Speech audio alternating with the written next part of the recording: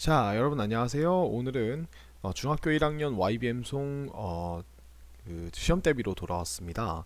예, 오늘 아마 이렇게 시험 대비를 하는 중학교 1학년 여러분 처음이실 텐데 몇 가지 안내 사항을 말씀드릴게요. 첫 번째, 강의를 들으실 때는 준비물이 있는데요. 빨간 펜과 파란 펜과 검은 펜을 준비해 주세요. 그래서 이 빨간 펜, 이 뭐 연필도 상관없습니다. 그래서 빨간 펜, 파란 펜, 검은 펜을 가지고 선생님이 여기다가 이제 그 필기를 할 텐데 그 필기를 같이 적어보면서 그 필기로도 우리가 또 기억을 할 수 있도록 잘 따라와 주시고요.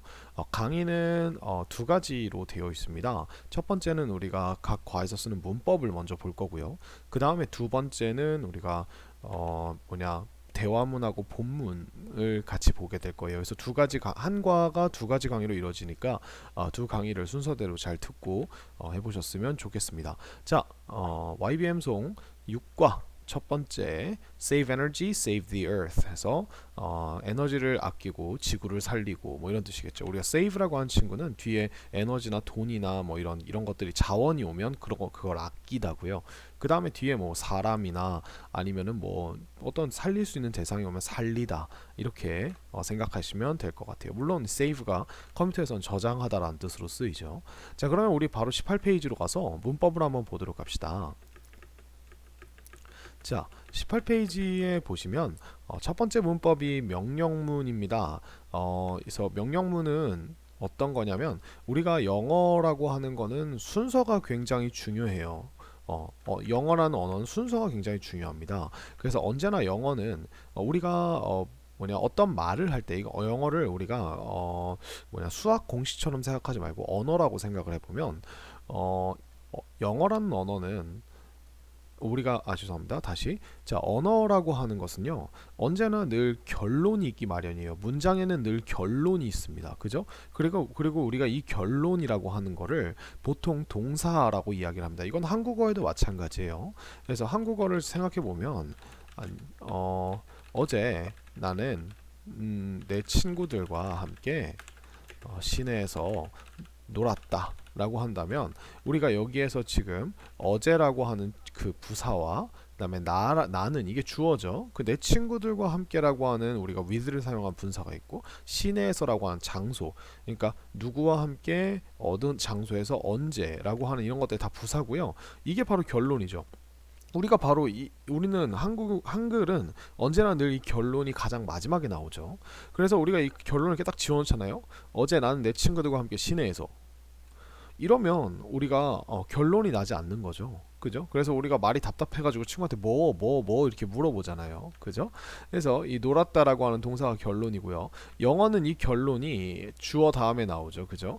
보통 이 결론을 근데 이제 한국어는 여기 나와 있는 이 순서들을 막 섞어놔도 그 이해가 돼요. 예를 들어 시내에서 내 친구들과 함께 어제 나는 놀았다 이렇게 얘기해도 되고요. 놀았어 나는 내 친구들과 함께 어제 시내에서 라고 이렇게 마구잡이로 이야기해도 괜찮습니다. 왜냐면 한글은 언제나 늘 요 나는과 놀았다라고 하는 요 꼬릿말을 통해서 주인공이 누구고 그 다음에 그 주인공이 어떤 행동을 했고라고 하는 동사를 다 알 수가 있거든요. 근데 영어는 그렇지 않아요.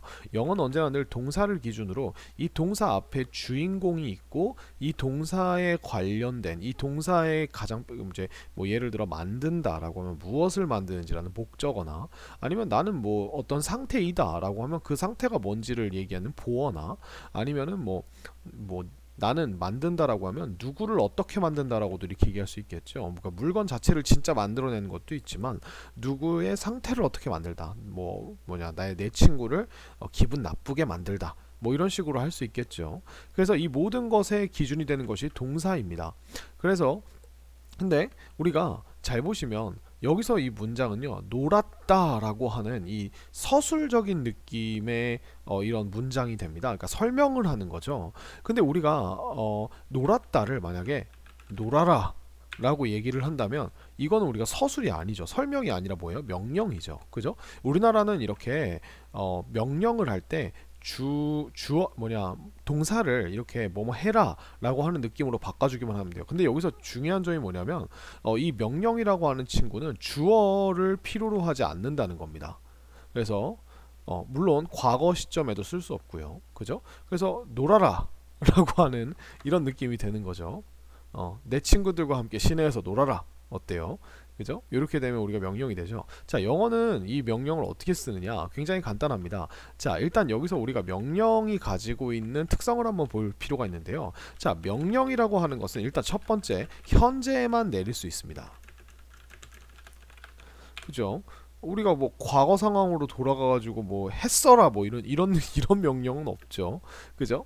그 다음에 했을 것이여라 라고 이렇게 미래에다가 명령을 할 수도 없잖아요. 왜냐면 명령이라는 건 지금 당장 눈앞에서 누구한테 내리는 거기 때문에 현재 시제만 언제나 사용을 할 수 있다는 겁니다. 자, 두 번째, 명령은요 항상 너 라고 하는 주어를 가지고 있어요.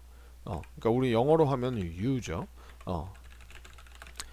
그래서 왜 그러냐면 명령이라고 하는 건 내 눈앞에만 있는데 내 눈앞에서 대화하는 사람에게만 명령을 내릴 수 있어요. 그러니까 예를 들어 우리가 앞에서 철수랑 대화를 하고 있다고 생각해 보세요. 그죠?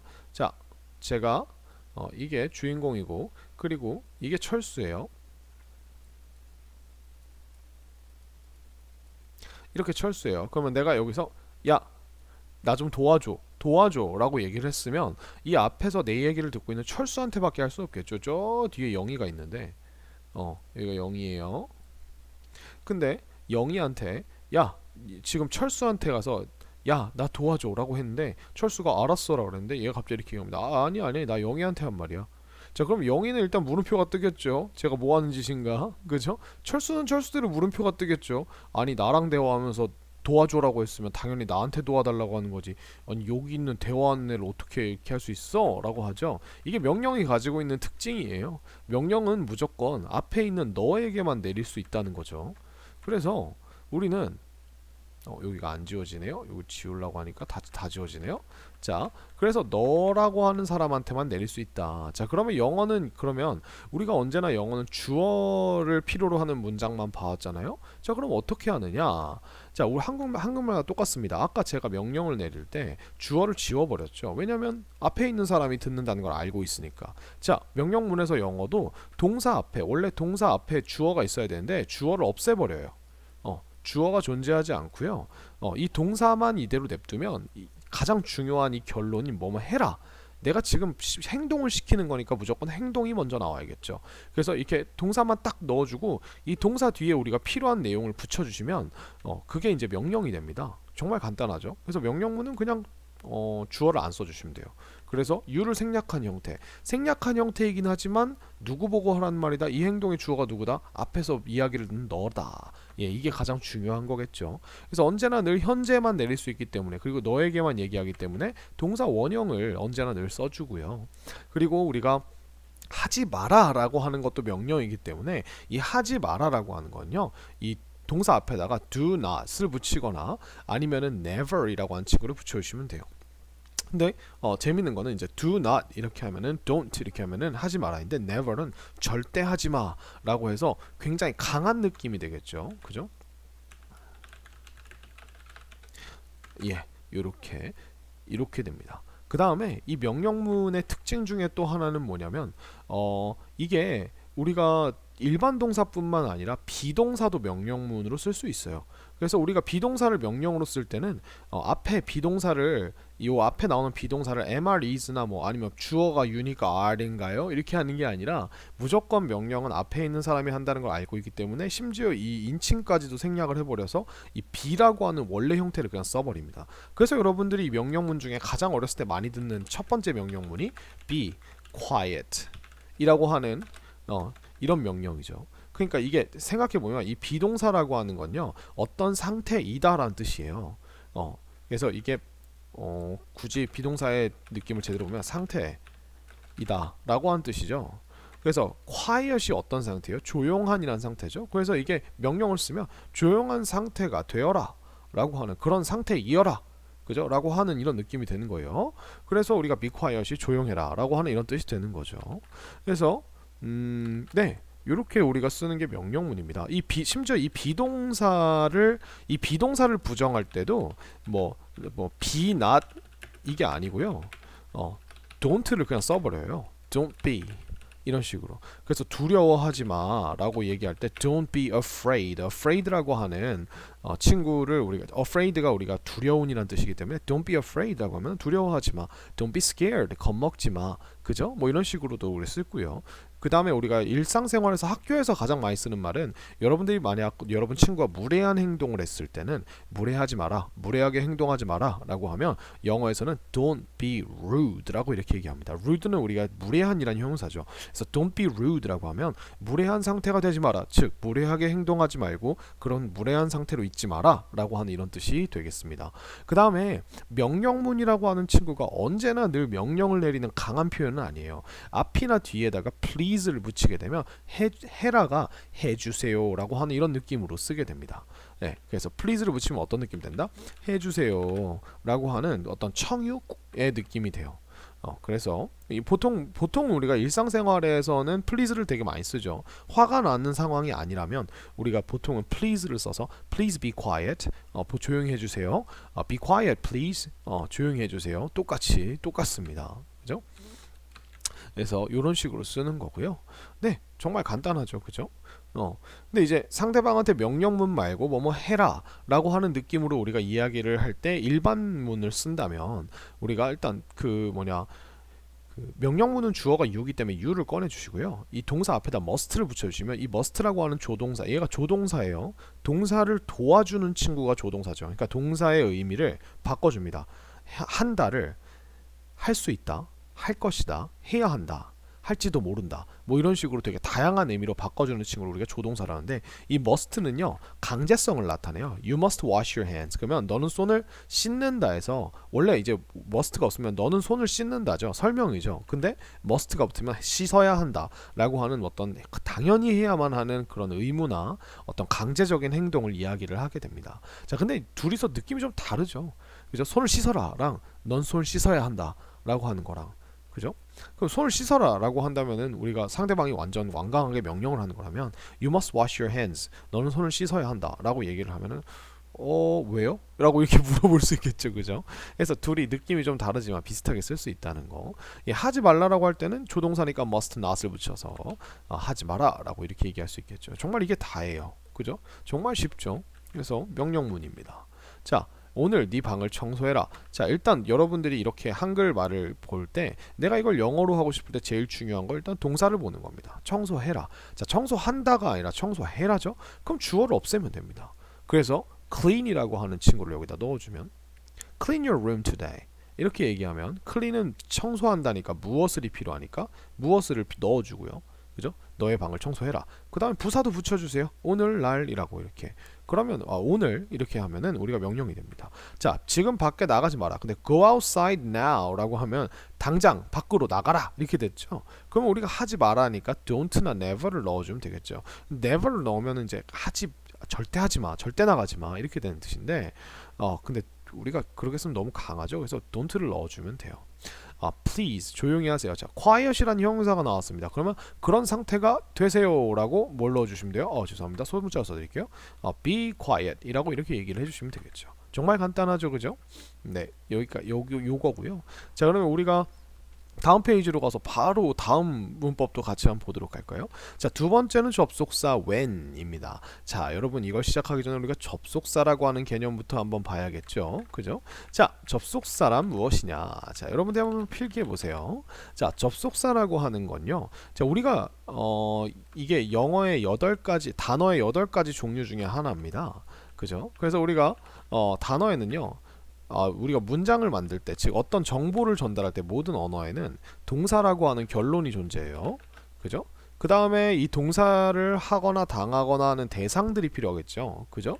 그 대상들을 우리가 명사나 대명사로 이야기를 합니다, 그죠? 그래서 그 다음에 우리가 이 명사를 꾸며주기 위해서 쓰는 게 형용사고요. 이렇게 하지 말고 대명사, 그 다음에 명사를 꾸며주기 위해서 우리가 형용사라고 하는 단어를 쓰고요. 그 다음에 우리가 동사의 느낌을 조금 더 추가해주기 위해 부사를 쓰죠. 부사라고 하는 건 뭐냐면 이 행동에 관련된 추가 정보들이에요. 그러니까 이 행동을 어떻게 하는지, 어디서 하는지, 왜 하는지, 언제 하는지에 대한, 그러니까 우리가 육하 원칙이라고 하죠. 육하 원칙.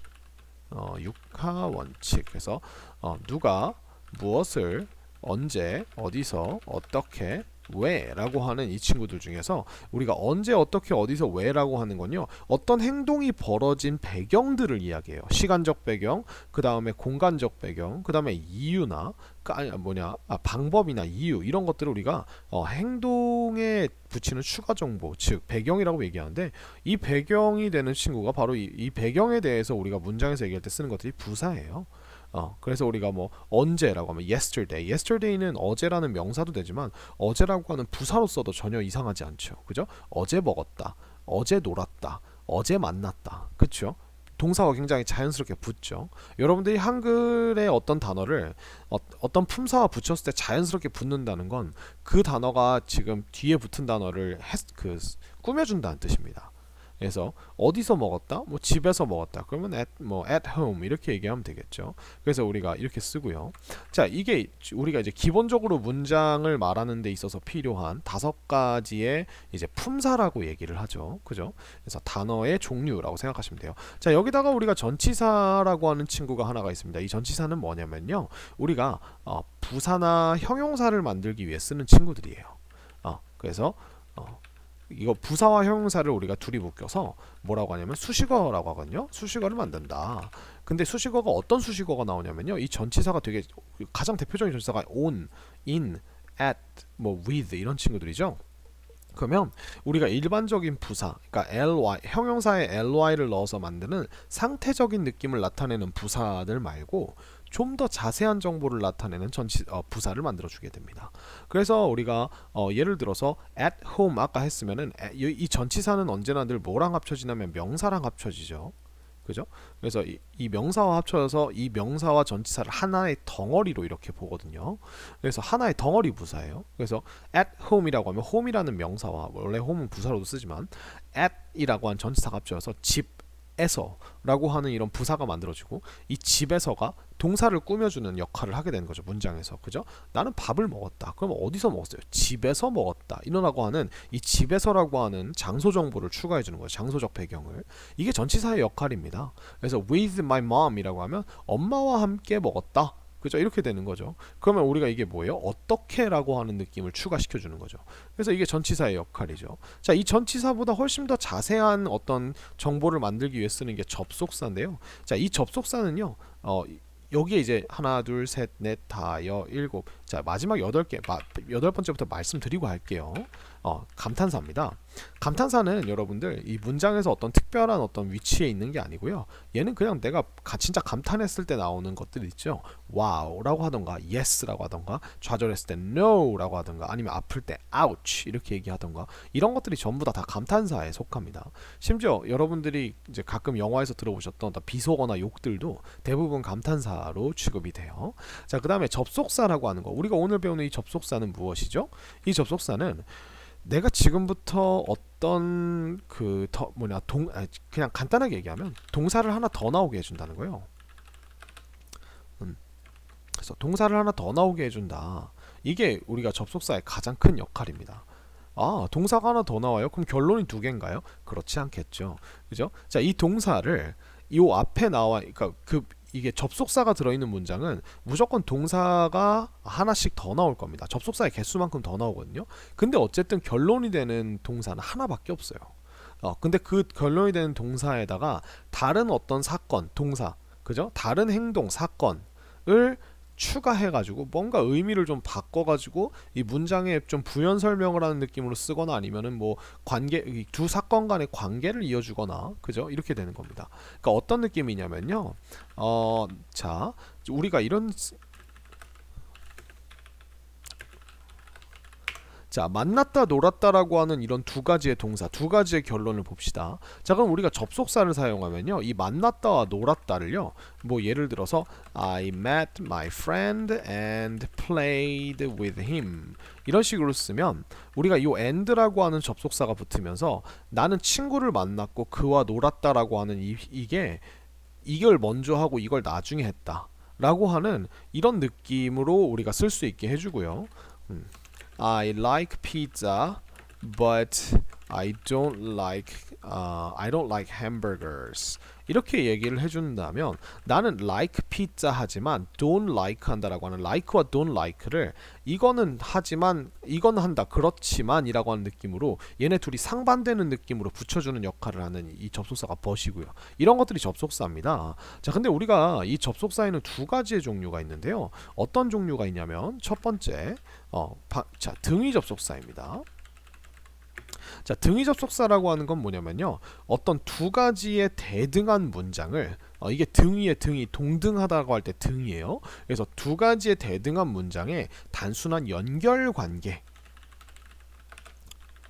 를 나타내주는 연결 관계를 설정해주는 단어들을 우리가 등위 접속사라고 합니다. 그래서 우리가 등위 접속사에는 보통 네 가지가 있는데요. and, but, or, so라고 하는 이런 네 가지의 접속사들이 있고요.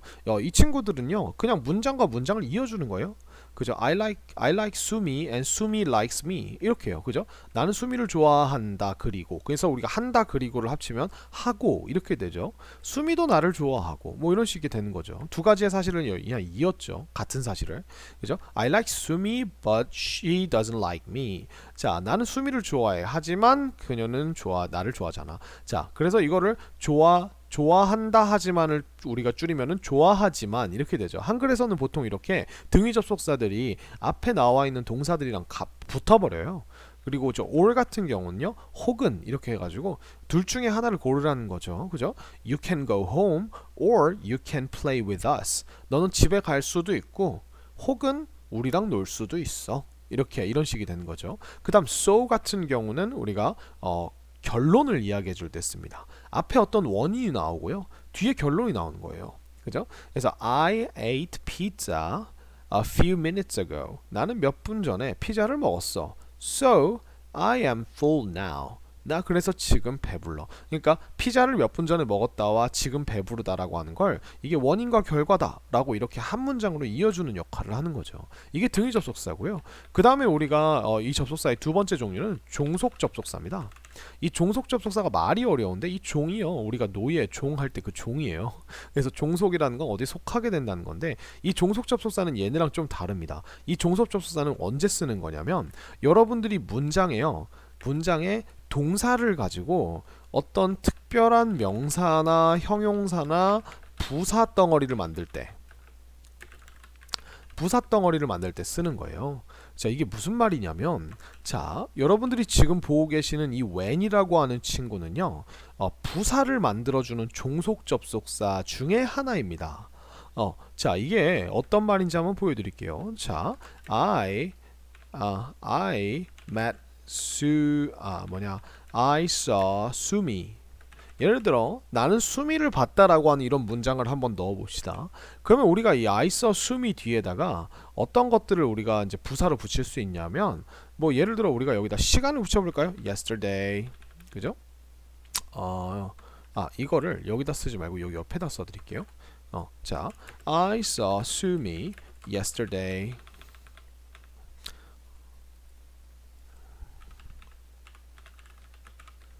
자, 라고 이렇게 붙인다면 우리가 yesterday라고 하는 부사를 붙여서 봤는데 언제 봤어요? 어제 봤어요. 이렇게 얘기할 수 있겠죠. 또 뭐 다른 부사를 또 넣어볼까요? 뭐 여기다가 I saw Sumi 한 다음에 여기다가 뭐 at the cafe, 그 카페에서 라고 한다면 이 그 카페에서라고 하는 것도 카페에서 봤다라고 하는 이런 느낌으로 부사가 되는 거죠. 그죠? 자, 근데 내가 뭐 예를 들어서 at 5 o'clock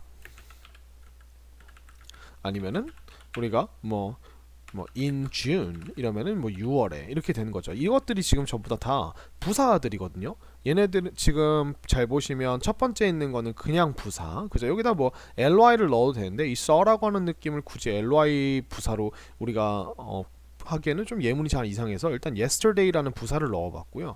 at the cafe는 우리가 장소고요. 전치사 플러스 명사죠. 전치사 플러스 명사, 전치사 플러스 명사. 아까 선생님이 전치사는 수식어를 만든다. 이 수식어에는 뭐가 있었죠?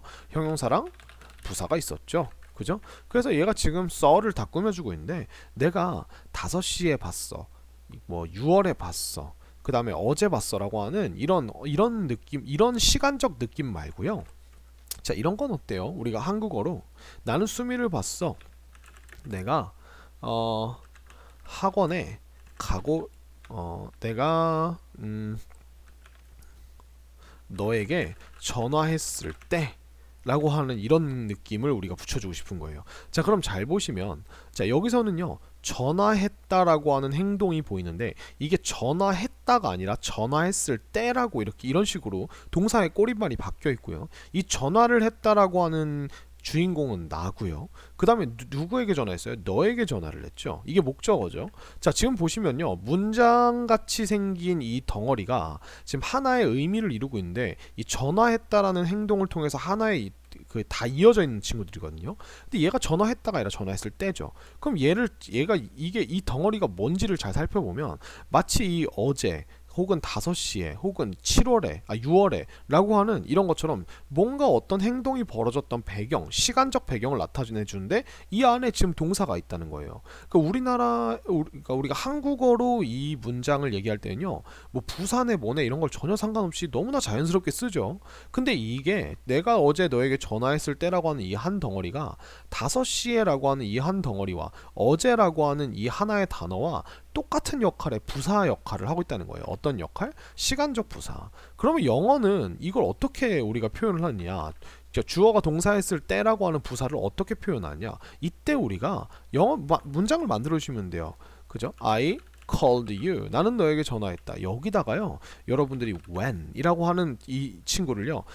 여기서는 이 when이 언제라고 하는 이런 우리가 의문사 언제 너는 집에 갔니? 언제 너는 밥을 먹니?라고 하는 이 언제의 느낌이 아니고요.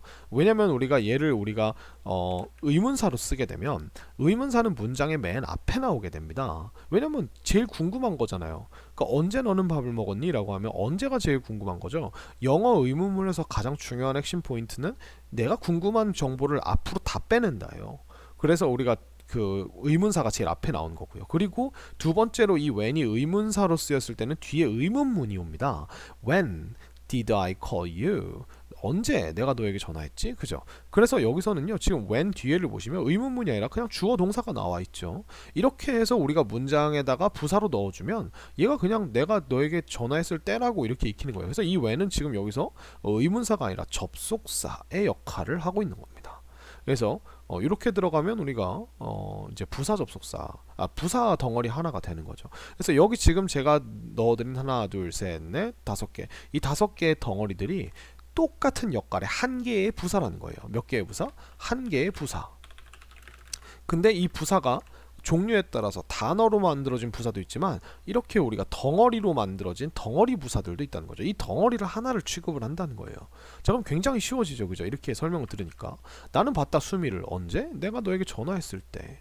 그럼 우리가 이제 그 영작도 할 수가 있어요. 이제 어떻게 하는 거냐면 여러분이 한국말을 잘 뜯어보시면 돼요. 어떤 식으로요? 내가 너에게 전화했을 때 이렇게 할까요? 너가 나에게 전화했을 때 나는 숙제를 하고 있었다. 뭐 이런 식으로 이런 느낌의 문장을 만들고 싶다면 자, 여기서 지금 보면 너가 전화했다와 나는 숙제를 하고 있었다라고 하는 두 가지 행동이 나오죠. 근데 잘 보시면 숙제를 하고 있었다가 이게 지금 그 주된 결론이죠. 그러니까 나는 숙제를 하고 있었다. 이렇게. 그죠? 근데 여기서 하고 있었다라고 하는 거 옆에요. 도대체 언제 하고 있었니라고 하는 걸 물어본다면 너가 나에게 전화했을 때라고 하는 이런 덩어리가 나오게 된다는 거예요. 그죠? 전화했을 때만 보기에도 전화했을 때를 딱 봤을 때는 어때요? 이게 누가 전화했는지 그러니까 얘가 전화했을 때 이어지죠. 그 다음에 이 전화했을 때가 이 전화를 누구한테 했는데요? 나에게. 그죠? 이게 전부 다 이어지는 의미 덩어리죠. 그러니까 하나로 봐주는 거예요. 의미가 서로가 그러니까 서로 이 여기 나와 있는 이 세 가지의 구성 요소들이 서로가 없으면 안 되는 친구들이기 때문에 얘네들은 항상 같이 있어야 되고 덩어리로 우리가 봐주는 겁니다. 자, 그럼 우리가 한번 해볼까요? 자, I was doing my homework. 나는 내 숙제를 하고 있었다. 그죠? 근데 언제요? 자, when you called me. 네가 나에게 전화했을 때 이렇게 되는 겁니다. 자, 근데 재밌는 사실은 여기 나와 있는 부사는요, 여러분들 문장의 제일 앞에 들어가도 되거든요. 그래서 얘를 우리가 문장의 제일 앞에 넣어줘도 상관이 없어요. 단 문장의 제일 앞에 나왔을 때는 우리가 when you called me 라고 한 다음에 부사가 끝났다는 걸 체크해주기 위해서 쉼표를 넣어줍니다. I was doing my homework. 이런 식으로 우리가 써주면 되는 거죠. 그죠? 이게 바로 when이라는 접속사입니다. 접속사 되게 어렵지 않죠, 그죠? 그래서 이렇게 우리가 시간의 배경을 좀 자세하게 얘기하고 싶을 때 쓰는 게 보다 when이다. 이 when 말고도 우리가 되게 다양한 이제 시간을 나타내는 접속사들이 있어요. 그래서 여러분들이 이제 고급 영어로 가신다는 건 우리가 부사를 단순히 어제 5시에 뭐 5분 전에 라고 하는 이런 간단한 느낌이 아니라 네가 나에게 전화했을 때, 우리 아버지가 어렸을 때, 아니면은 너와 내가 처음 만났을 때, 아니면은 우리가 이 때라는 느낌 말고도 다른 느낌의 부사들이 뭐가 있냐면 내가 숙제를 하는 동안, 그죠? 너가 집에 올 때까지, 이런 것들이 전부 다 시간적인 느낌이거든요. 그래서 이렇게 동사와 함께 써주는 그런 친구입니다. 자, 돌아가 볼까요, 책으로.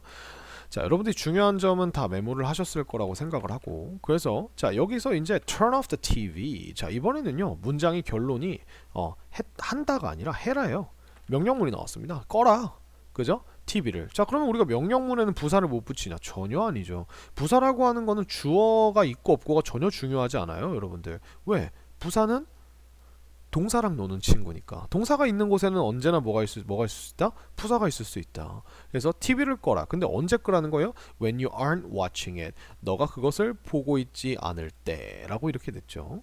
그 다음에 참고로 이 지금 접속사 안에 있는 주어들은요, 대부분, 그러니까 우리가 우리나라 말에서 한국어에서 주어를 표시하는 방법이 은는, 이가. 그래서 이 은는, 이가가 있는데 은는과 이가가 조금 달라요. 그러니까 은는이라고 하는 친구는 우리가 보통 문장에 그 진짜 동사에 붙어있는 주어를 은는으로 해석하는 경향이 있고요. 우리나라는 은는으로 쓰고요. 이 은하고 는의 차이는 앞에 단어의 끝에 받침이 있냐 없냐 이런 거거든요. 얘도 마찬가지고요. 근데 이 이가라고 하는 친구는요, 뭐 우리가 한국어에서는 그냥 뭐 상황에 따라 그냥 이렇게 우리가 이 빨간 동사, 그러니까 결론이 되는 동사의 주어를 진짜 주어라고 한번 일컬어 볼게요.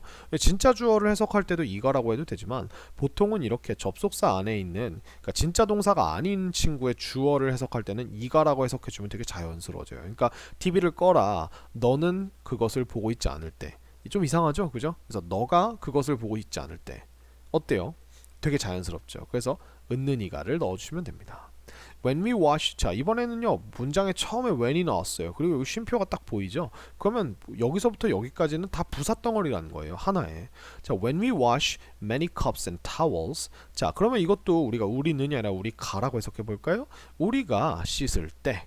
자, 동사를 해석하면 여러분 어떻게 합니까? when과 붙여버리는 거예요. 우리가 씻을 때. 자, 그러면 우리가 무엇을 씻을 때가 나오겠죠? 많은 컵들과 타월들을. 그죠?